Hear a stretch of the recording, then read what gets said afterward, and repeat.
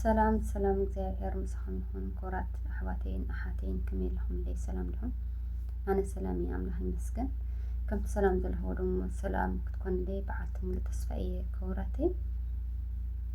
ምስኹም ዘለኹ ሃይሚ ቲቪ ሳብስክራይብ ላይክ ሸር ኮመንት ብምግባር ኣብ ጎኒ ኮይንኩም ንተተባብዑኒ ክቡራት ኣሕዋተይ ኣሓትን ካብ ልቢ እየ ዘመስግን። ቤተሰብ ዘይኮንኩም ደሞ ሳብስክራይብ ብምግባር ቤተሰብ ክትኮኑ በትሕትና ኢላው ክቡራት ኣሕዋተይ እምበርከስ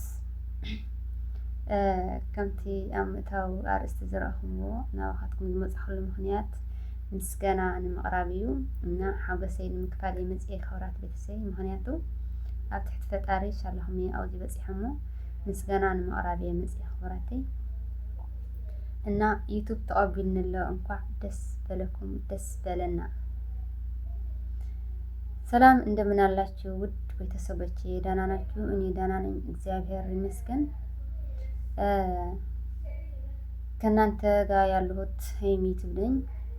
ሰብስክራይብ ላይክ ሸር ኮመንት በማድረግ የምታበረታቱኝ ውድ ቤተሰቦቼ እጅግ አድርጌ በጣም አመሰግናችኋለሁ።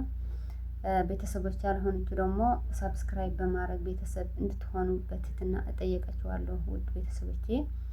ያው ዛሬ እንዳንተ ጋር የመጣሁበት ምክንያት ደስታዬ ለመካፈል ነው የመጣሁት። ልክ በረስቲ እንዳያሁት ዩቱብ ተቀብሎኛልና እንኳን ደስ አላችሁ ደስ አለን ለማለት ነው የመጣሁት። እጅግ አድርጌ በጣም ነው የማመሰግናችሁ። በኮመንት እየጻፋችሁ በቪዲዮ እየመጣችሁ አይዞሽ በርቺ እህቴ እያላችሁን የነበራችሁ በሙሉ ማለት ነው እጅግ አድርጌ በጣም አመሰግናችኋለሁ። እግዚአብሔር ያክብርልኝ። ባል ክቡራት ቤተሰበይ ያው ሓጎሰይ ስእሉ ከመይ ክናገር ከማን ጠፍኡኒ እኒኦ። ምክንያቱስ ብጣዕሚ ዘይሓሰብኩ እዩ ሰፕራይዝ ገይሩኒ ዩቱብና ያው ዩቱብ ካብ ዝኸፍቶ 5 ወርሒ እዩ። ኣብ ውሽጢ 5 ወርሒ እንግዲህ ኢንሻአላህ ፃዕርኹም ኢንሻአላኻትኩም ወርቃዊ ጊዜኹም እናሰዋእኹም ኣብ ላይ መፅኹም ምሳይ ጊዜ እናሕለፍኩም እናተጫወትኩም ኣጆኺ እናወልኩም እናተባራታትዕኹም ኢኹም ኣብዚ ክበፅሕ ጌርኩም እሞ ብድጋሚ እንኳዕ ደስ በለና ደስ በለኩም ክብለኩም ይፈቱ ክቡራት ኣሕዋተይ። ያው ጭንቀት ናተይ ተረዲእኹም ልዕለይ ተጨኒቕኩም ዩቱብ ኣይ በፅሐ ከመይ በለ ሰዓት ቀሪብኩ ዶ እንዳበልኩም መዓልታዊ ንተሓትኒ ውሽጢ መስመር ይኹን ኣብ ላይ ቢኹን እናመፃኹም ንተሓትኒ ክቡራት ኣሕዋተይ ካብ ልቢ እየ ዘመስግነኩም። ያው ኣብ ትሕቲ ፈጣሪ ሻላኹም እዩ ኣብዚ በፂሐ እሞ ክብርን ብጣዕሚ ይግብአኩም ኣኽብረኩም ኣፈትወኩምን እየ እና ምትባዕኹም ሕጂ እውን ኣይፈለየኒ ክብለኩም ይፈቱ። ሽምኩም ተዝፀርሕኩም ደስ መለኒ ነይሩ። ነገር ግን ንመን ፀዊዖሞ ንመን ክገድፍ ኩልኹም ብሓበራ ክቡራት ቤተሰበይ ኣሕዋተይን ኣሓተይን በቢ ዘለኹም ወሰላምኩም ብዙሕ ትርፍ ይበለለይ። ብድጋሚ እውን እንኳዕ ደስ በለና ደስ በለኩም ክብለኩም ይፈቱ። ታንኪዩ ሶ ማች ባርከስ ክቡራት ኣሕዋተይ ከምዛ ትሪእኒ ዘለኹም ኣነ እኳ ብሓጎስ ያው ኣብ ሓፂር ግዜ እዩ ኮንግራ ኢልንና ማለት 24 ሰዓት ከማን ኣይመልእኒ ኣፕሌካ ዝብል ኮንግራ ኢልኒ።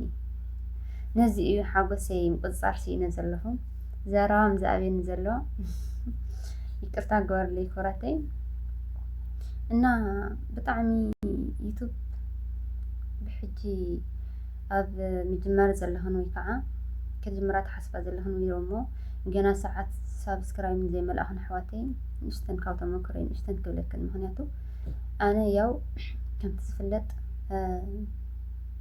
ፅሬቲ ቻነል ዝብል ነይሩኒ እና ንሱ ሰዓት ይርድአኒ እዩ። ሰዓት ምምላእ ሰብስክራይብ ምምላእ ዘሎ ድኻም ክንደየናይ ድኻም ኣድካም ምዃኑ ብጣዕሚ ኣዝዩ ይርድአኒ ክቡራት ኣሕዋተይ። ግን እንታይ ክብለክን ይደሊ ካብ ተመክሮይ ማለት እዩ ሰልቲኒ ሰዓት ማእስ ክመልእ ሰብስክራይብ ማእስ ክመልእ ዝብል ኣተሓሳስባ ሒዘ ናይ ፃዓዱ ፎቶ ቪድዮ እናተጠቐምኩ የሰዓትን ሰብስክራይብን መልእየ ነይረና ያው ብርግጽ ናይ ጻዕዱ ፎቶን ቪድዮን ተጠቒምካ ኣብ ሓፂር ግዜ ሰዓት ይምላእ እዩ ኣብ ሓፂር ግዜ ሳብስክራይብ ይእከብ እዩ ነገር ግን ኣብ መጨረሻ ውፅኢት ፋይዳ የብሉን ምክንያቱ ሰዓት ሳብስክራይብ መሊእልካ ናብ እንዳ ዩቱብ ኣፕለይ ኣብ ዝገበርካሉ ሰዓት ኣይቕበሉኻን እዮም ንኣይኹም እስ ስለ ዝገበሩን እዮም ኣሕዋተይ ማዕረይ ሃብ ናይ ባዕለይ ተመክሮ እየ ዝነግረክን ዘለኹና እንታይ ክብለክን ይደሊ ኣባኻትክን ኣባይ ዝሓለፈ ኣባኻትክን ንኸይድገም ብናይ ባዕልኽን መዓልቲ ኣብ ዝመልእ ይምላእ ሰዓት ብዘይገድስ ዓመት ይምላእ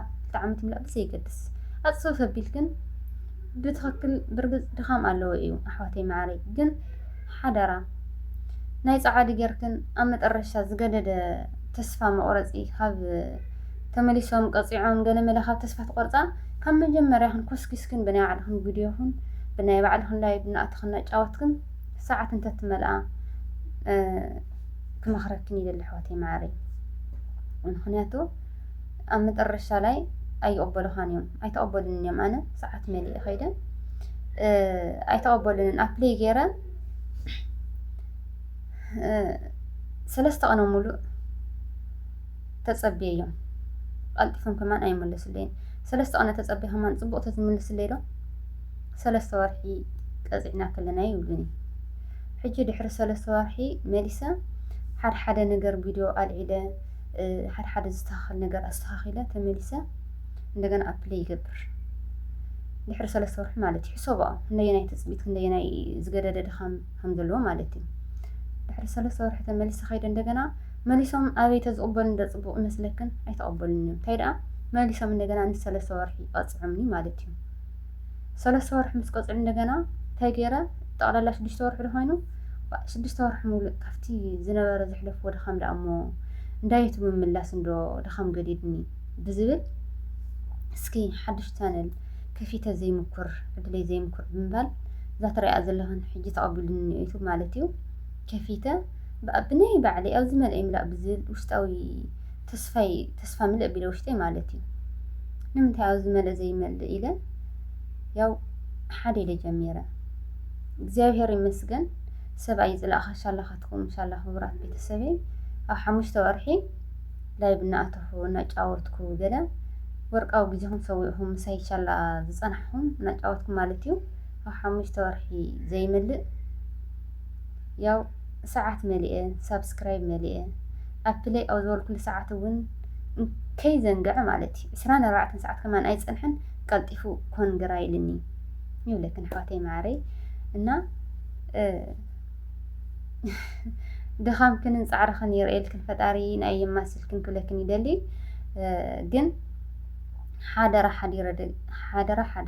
ደጊመ ክብለክን ዝደሊ ብናይ ባዕልኽን ቪድዮ ኣጫውተኦ በቃ ናይ ጻዕዱ ቪድዮ ኣይትጠቐማ ናይ ጻዕዱ ፎቶ እውን ተዘይትጥቀማ ደስ ይብለኒ ክቡራት ኣሕዋተይ እና ብዝተረፈ ኣብ ቀጻሊ ቪድዮ እስካብ ንራኸብ ሰሰናዩ ኣብዚ ሕዚ ዝፈተኩም ክቡራትን ፍቑራትን ኣሕዋተይን ኣሓተይን ኣብዚ ደረጃ እዚ ንኽበፅሕ ብሓጎስ ብደስታ ኣብ ቅድሚኹም ከፍ ኢለ ንኸዋግዕ ዝገበርኩምኒ ንኽጫወት ዝገበርኩምኒ ንስኻትኩም ኢኹም እሞ ብድጋሚ ካብ ልቢ እየ ዘመስግነኩም ክወርለይ ንወርለይ በብዘለኹምዎ ሰላምኩም ብዙሕ ትርፍ ይበለለይ ፍቑራት ኣሕዋተይን ኣሓተይን ኣብ ቀጻሊ ብኻሊእ ቪድዮ እስካብ ንራኸብ ባይ ሰሰናዩ